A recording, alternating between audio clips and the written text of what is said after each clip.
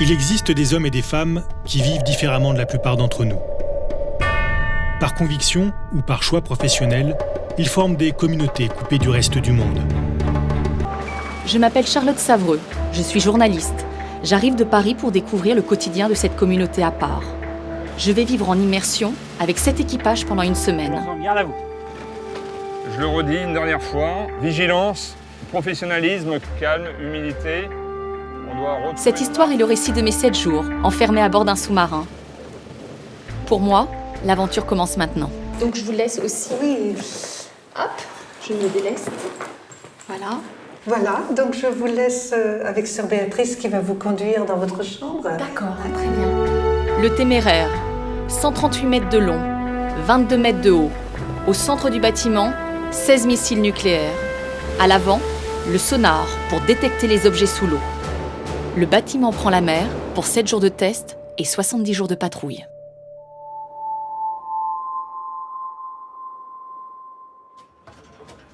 Sur la tête. L'équipage du Téméraire est exclusivement masculin. Je ne vais donc pas partager ma cabine avec les marins. C'est le labyrinthe. Oui, c'est assez étroit. Le médecin de bord m'a laissé sa chambre. Ok, donc c'est ici que je vais dormir durant toute la mission. Voilà, c'est un poste très simple, un bureau, un lavabo, un lit. Voilà, de ma chambre, de mon environnement. Qu'est-ce qui change? C'est plus petit, voilà, il y a moins de choses. Ah oui, il y a vraiment le minimum, quoi. Bon, déjà, c'est formidable, c'est cette petite table face au parc. Et encore, la petite table, habituellement dans nos cellules, nous n'en avons pas.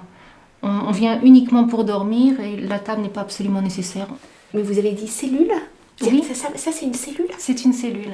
Cellule parce que c'est un lieu où on y est seul. D'accord, on a tout de suite l'image de la prison et l'enfermement oui. Quand on parle de cellule. Alors c'est vrai que ça effraie. C'est simplement parce que c'est un lieu de solitude. Pour le moment, ce monde est encore abstrait pour moi. Seule dans ma cellule, je ne sais pas encore à quoi m'attendre. Le rythme de la vie monastique m'est étranger, tout comme la règle que les sœurs observent. Je ne me doute pas qu'en rentrant ici, je vais vivre comme hors du temps.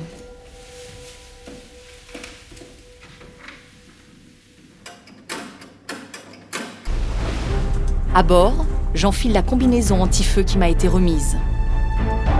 Le sous-marin navigue 12 heures en surface avant de rejoindre les grands fonds de l'océan Atlantique. 12 heures secouées par les vagues. Cet imposant bâtiment est l'un des 4 sous-marins lanceurs de missiles nucléaires dont dispose la France. Sa puissance de feu estimée, 600 à 1000 fois Hiroshima. Bonjour Charlotte, vous êtes réveillée? Oui. Vous êtes prête à venir maintenant? Oui, d'accord. On y va. C'était difficile le réveil. Ah oui. C'est pas tous les jours 4 heures du matin, c'est exceptionnel. Non, c'est tous les jours à 4 heures du matin, bien sûr. C'est tous les jours. Oui. En fait, ça me fait drôle de parler le matin. Habituellement, on parle pas à cette heure-ci. On parle pas parce que les premières paroles qu'on va dire, ce sont des prières, ce sont des paroles adressées à Dieu. Alors, on rentre dans la salle des coules. La salle des coules, c'est un endroit où on met notre vêtement pour aller à l'église, ce qu'on appelle la coule. D'accord.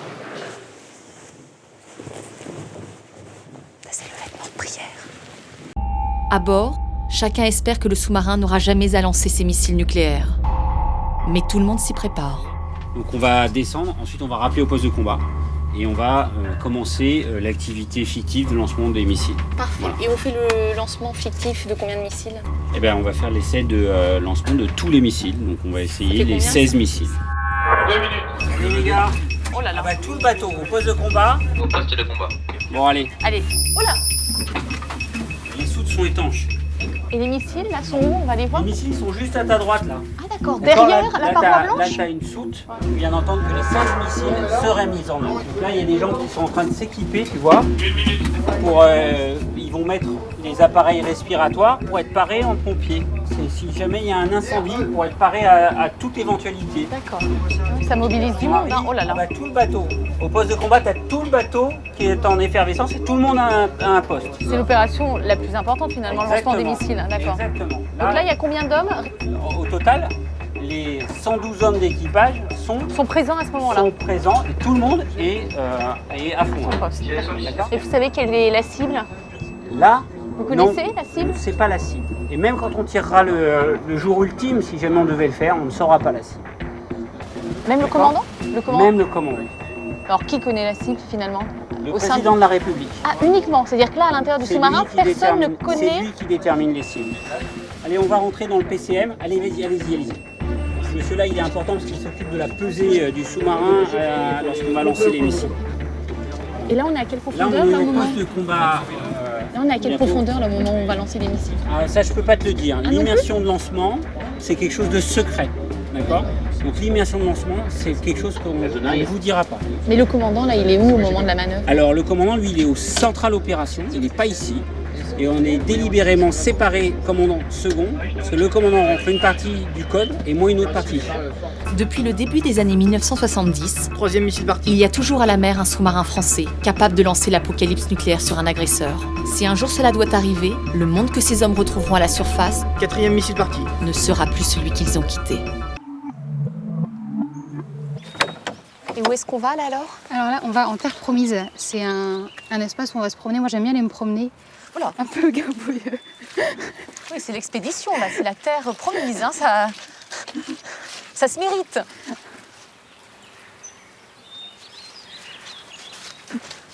Mais à quel âge t'as intégré la communauté? Donc, je me suis engagée à 23 ans. Donc, ça fait 5 ans que je suis là.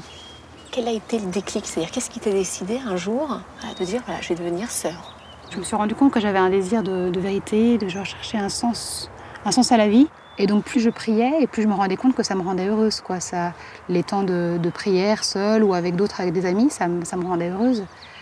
Et jusqu'à ce que je me rende compte que, en fait, c'était Dieu seul qui pouvait venir combler toutes mes aspirations, tous ces désirs, tout cet appel à la vie que j'avais en moi, quoi.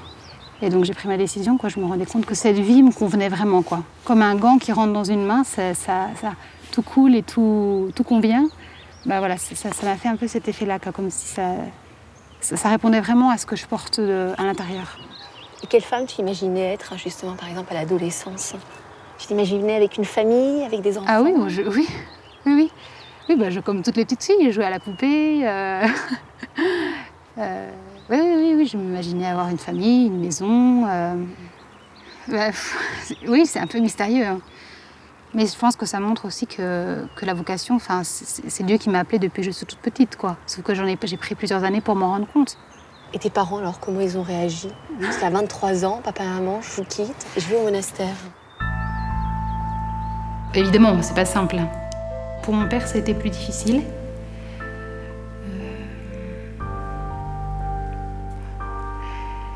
Parce que je suis sa fille.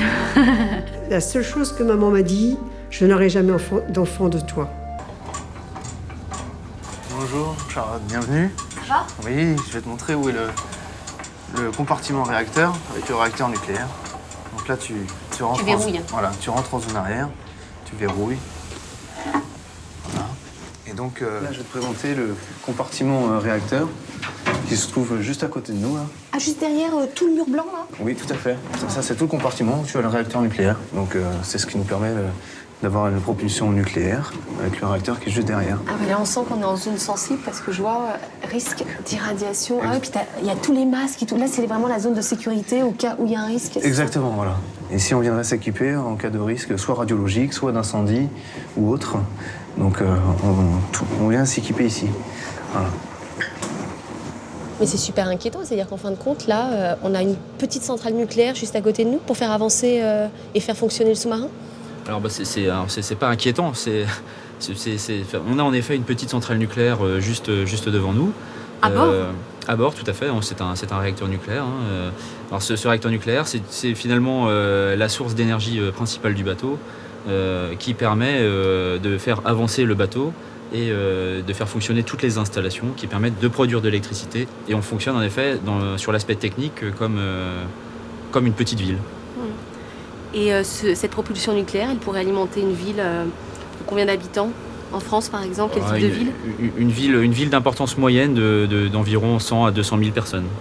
Mais tu vois, quand on me disait sous-marin nucléaire, je pensais qu'à bord n'était nucléaire que les armes Je ne pensais pas qu'il y avait justement ce moteur, ce réacteur nucléaire qui faisait la propulsion, quoi, qui donnait la propulsion. En fait, pourquoi on est passé au nucléaire, en mode propulsion en tout cas, c'est pour être autonome. On est totalement autonome. Personne, ce qui va nous limiter pour notre patrouille, c'est pas du tout la machine. Contrairement à une voiture, tu as besoin de refaire le plein d'essence. Nous, le réacteur nucléaire, on n'a pas besoin de refaire le plein, rien du tout. Donc on est libre d'aller où on veut et autant de temps qu'on veut. Ce qui va nous limiter, c'est principalement les vivres. Et tu vois, si par exemple, s'il n'y avait pas les problèmes de vivre ou de morale, oui. Vous pourriez rester combien de temps sans escale, sans remonter à la surface? Rien qu'avec la propulsion, un réacteur nucléaire, c'est donné pour 30 ans dans la marine. Donc on pourrait, pour le réacteur, en tout cas pour la partie réacteur, on pourrait rester une trentaine d'années. Après, c'est comme tu dis, c'est le moral des hommes, et puis c'est aussi la nourriture qui va nous manquer. Mais est-ce que vous me trouvez différente de vous, en tant que femme? Vous êtes de façon très féminine, donc ça ne peut nous faire que du bien. Dans votre aide, dans votre allure, dans votre manière d'être. Donc ça nous apporte aussi une fraîcheur, comme une jeune peut aussi apporter quand elle arrive au monastère, elle arrive avec sa vie, sa naïveté, ses yeux tout neufs. On le sent, ça, que ça traverse la communauté. Est-ce que vous avez le sentiment d'avoir renoncé à votre féminité? Pas vraiment, surtout pas à la cuisine. Mais le Seigneur nous demande beaucoup de renoncement. Hein? Ah oui, lesquels? Vous savez, le renoncement, hein? Oui. Lesquels alors? De tout. Vous avez parlé tout à l'heure du mariage. Ça, le mariage ne m'a pas. Ne m'a pas beaucoup. Beaucoup. Quel est le renoncement alors qui a été pour vous le plus difficile? C'était de choisir. C'est ça. Est-ce que je pars ou est-ce que je me mets avec le garçon pour qui j'étais prise, quoi? Voilà. Alors il y a un choix, hein? Ça a été difficile? Oui, forcément. Il faut renoncer à un des deux, mais il y en a un qui est plus fort quand même, qui l'a emporté. Alors comment vous préparez les repas? C'est-à-dire que déjà, il y a un peu... C'est un peu au feeling ou avant de partir, tu as tous les repas qui sont déjà prédéfinis? Tu as un petit carnet? C'est-à-dire que là, avant de partir, il est où? C'est-à-dire que là, où est-ce que tu as ton planning? Alors, donc tu prépares les 70 jours avant de partir en mer? Ouais. Tu vois? Alors ce midi, c'est du rôti de porc à l'aigre douce. Donc là, il est en train de couper là, pour ce midi. Mais on sent que c'est bon pour le moral. C'est un moment, tu vois, qui est attendu dans la journée quand même. Ouais, c'est vrai que quand on voit les gars qui attendent des fois à la porte... Ah, carrément? Ouais, ils attendent, il y a la queue. Allez, surveillez!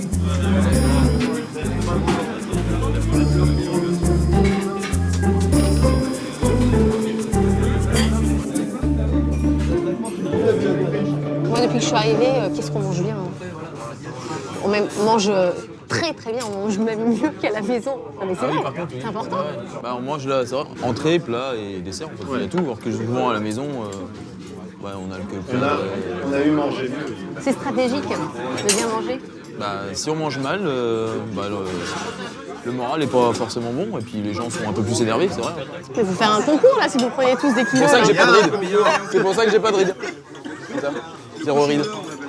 Il y a un concours. Il y a le Gruc d'or qui est élu, ouais, aussi.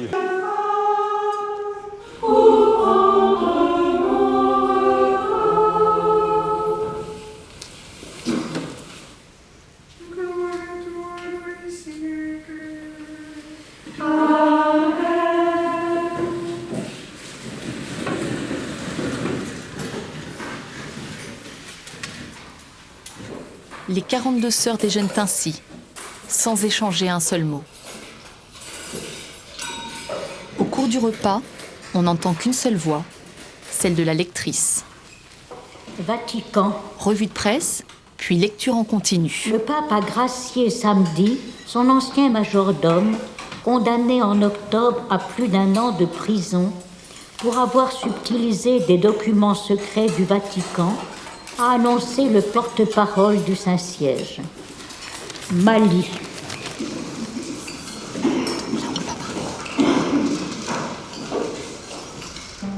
À coups de pioche, les islamistes qui occupent le nord du Mali ont à nouveau détruit des mausolées de saints musulmans, promettant de les anéantir tous.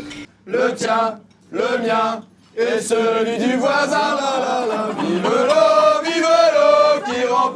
qui rend propre, vive l'eau qui rend enfants propres qui rend beau. C'est nous les petits enfants de l'école maternelle. C'est nous les petits enfants de papa et de maman.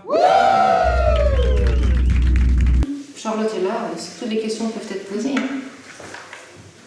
Ils ne préféreront absolument rien au Christ. Bon, vous avez donc renoncé à une vie de couple, donc on ne va pas parler d'un potentiel compagnon.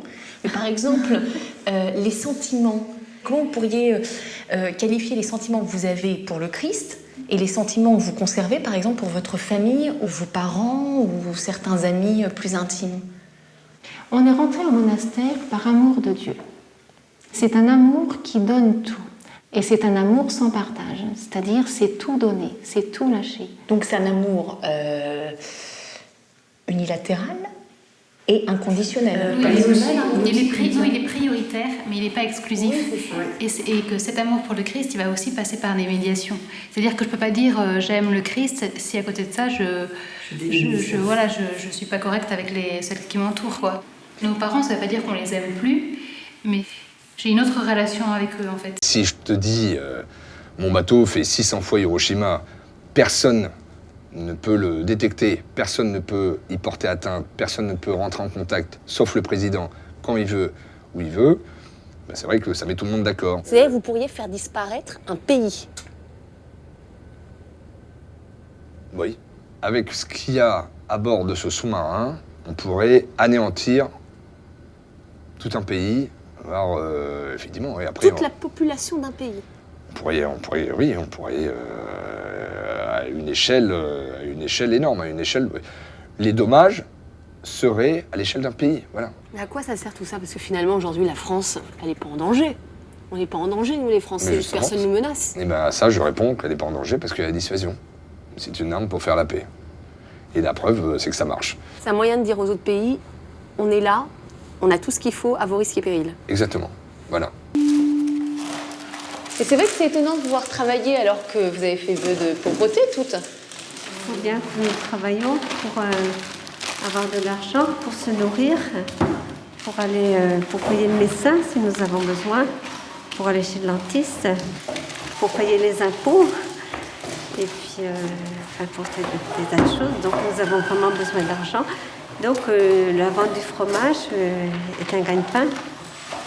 La vente de ces produits permet aussi de financer les travaux de rénovation des bâtiments. Parce que si on dérive, ça va aller sur les hôpitaux et puis tout va jouer à ce moment-là. Mérabès, oui, c'est la vente des produits qui nous permet de financer tous ces travaux. Oui, c'est la vente des produits et la vente des entremets et des fromages. Et puis, bien sûr, comme toute entreprise, on fait un emprunt important. Sinon, on ne serait pas capable de le financer. C'est quand même un gros investissement ponctuel. Donc, il faut maintenant des années, plusieurs années, pour rembourser l'investissement qu'on va faire. La communauté monastique, c'est un petit peu comme une PME. Ah, tout à fait. Vous gérez beaucoup d'argent, finalement, pour avoir fait vœu de pauvreté. Oui, mais cet argent n'est pas à nous, vous voyez, on n'a pas de salaire. Il y a plein de personnes qui pourraient jamais faire ce que vous faites, quoi. Psychologiquement et nerveusement, quoi, qui deviendraient... Ah oui, c'est sûr. Qui deviendraient folles. Et c'est pour ça que je pense qu'à partir du moment où tu montes à bord une première fois, tu sais si tu vas pouvoir tenir ou pas. Subir l'oppression, les tuyaux partout, la lumière, pas de lumière, pas de soleil. Tu le ressens et puis franchement, tu le sais. Mais est-ce que c'est pas pesant pour vous, au bout des 70 jours, de tout partager ensemble, quoi? La chambre, la cabine, les repas, les douches, les toilettes. Moi, j'aime ça. Enfin, ça me dérange vraiment pas. Ouais, non, moi non plus, c'est... Cet aspect de communauté, moi, je le vis très, très bien. Après, puis on est très peu aussi à faire ce métier. Donc on est tous dans la même ligne droite, entre guillemets. On est tous sur la même lignée. Et puis pour que ça se passe bien. L'événement est donc célébré lors de la grande messe de minuit. À 1h du matin, exceptionnellement, les sœurs se retrouvent pour partager en silence un chocolat chaud avec une brioche. C'est Noël. Alors que je savoure ce moment unique, je pense aux autres moniales, celles qui reposent sous les croix blanches du cloître du monastère. Depuis que je suis arrivée ici, il y a une semaine, ces tombes me paraissent créer un lien, par-delà la mort, entre la communauté d'hier et celle d'aujourd'hui. Quand on passe justement et qu'on regarde par les fenêtres, finalement on est toujours connecté aux croix. Mais vous avez vu... C'est chargé, hein, c'est chargé, hein, le lieu en lui-même. D'émotion, enfin de sentiments. Oui, oui. C'est un lieu de tristesse en soi, et pour tous c'est ça, pour nous aussi c'est ça. Mais le cimetière, c'est un lieu de vie pour nous. Enfin, ça fait drôle de dire ça comme ça, hein. Le cimetière est un lieu de vie. Dans la foi chrétienne, on croit en la vie éternelle, en la résurrection, donc on vit avec les sœurs qui sont décédées. Mais aucune des sœurs n'est enterrée avec sa propre famille? Non, aucune. Toutes reposent ici? Oui, tous reposent ici.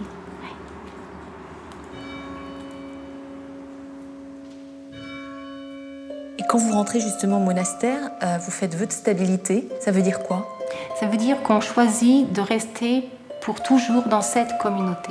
Et c'est-à-dire que quand on fait vœu de stabilité dans un monastère, on y entre, on y vit et on y meurt. Allez Charlotte, tire sur le bout. Là, il y a des vagues de quoi, là? 3 mètres? Non, 2 mètres? Ouais, il y a 2-3 mètres. Là, on est à quel niveau de la côte? On est loin. Voilà, on est loin. Si tu vois la côte, tu cries. C'est bizarre, je vois le littoral. Je vois le littoral, je vois Brest. C'est pas possible. Quand t'es au périscope et que tu vois la côte, c'est pas bon. Il y en a qui ont essayé, ça s'est mal passé. C'était bon, hein, cette petite bouffée d'oxygène. Ah oui, c'est sûr. Bon Noël. Merci, vous aussi. Joyeux Noël. Bonne. Ça vous comble le cœur.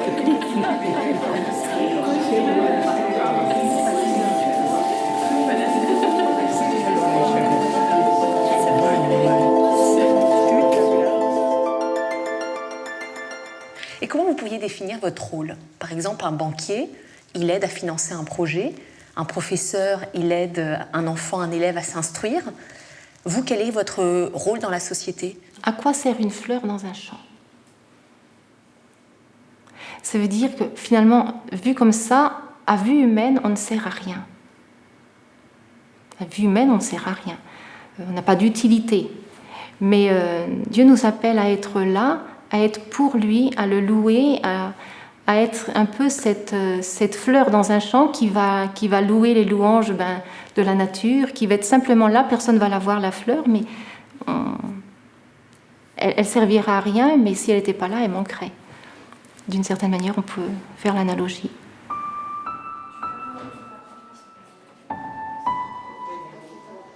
Au terme de mes 7 jours passés avec les sœurs de l'abbaye de la Coudre, il est temps pour moi de quitter ce monde, si différent du reste de la société. Donc au revoir Charlotte, je vous rends votre ordinateur, Merci. votre portable, que vous êtes très heureuse de retrouver, je pense. Énormément. Oui, je me demande pourquoi j'ai pris un sac aussi grand pour mettre la même tenue tous les jours. Mais ça a été la découverte, je ne savais pas à quoi m'attendre. Donc voilà, j'ai voulu, comme vous, à la fois respecter le silence, respecter l'éloignement des personnes qui nous sont chères et respecter aussi la sobriété de la tenue. Voilà, je vous ai évité le défilé de mode quotidien.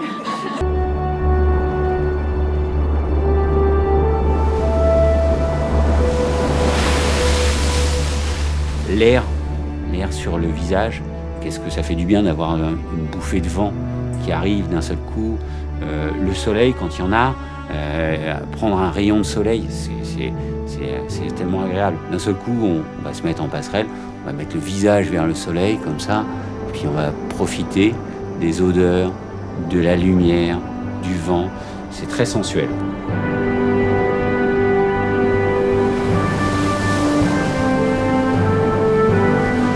Je garde de très bons souvenirs de votre communauté. Merci. Voilà. Dans le monde, on est beaucoup plus porté aux choses extérieures, à l'image, à l'individualisme aussi beaucoup. Alors que nous, on a vraiment un désir de vivre ensemble. C'est le ensemble qui prend sens pour nous.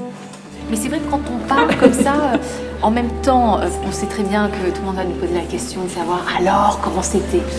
Et en même temps, on a envie de revoir tous ceux qu'on aime. Et en même temps, Tu es heureuse? J'ai pas l'air malheureuse. Au revoir, merci. Ça va commencer, voilà. Je voulais vous en passer. Et je pense qu'on ne s'engagerait pas dans la vie monastique, on ne s'engagerait vraiment pas dans la vie monastique si on n'avait pas cette conviction que nous nous engageons pour la vie éternelle. Merci d'avoir été guide initiatique, également sœur Béatrice, sœur Pascal. C'est quoi la vie éternelle? La vie éternelle, c'est la vie avec Dieu, c'est d'être toujours avec Dieu. Merci, merci. Non, mais ça fait partie du réconfort aussi. Au revoir, plein de jolies choses. On est revenu dans le monde normal. C'est une sorte de renaissance. De la lumière, en plus il y a du vent. Le vent, c'est la vie, ça fait du bien. Et voilà, Charlotte, C'est bon. on va être obligé d'arrêter. Nous, on va rester à notre monde sous-marinier. Toi, tu vas retourner à ton monde terrestre. Non, mais attends, je vais pas...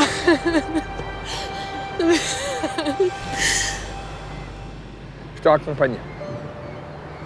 On va passer par là. Attention de ne pas tomber. Merci, au revoir. Je pars.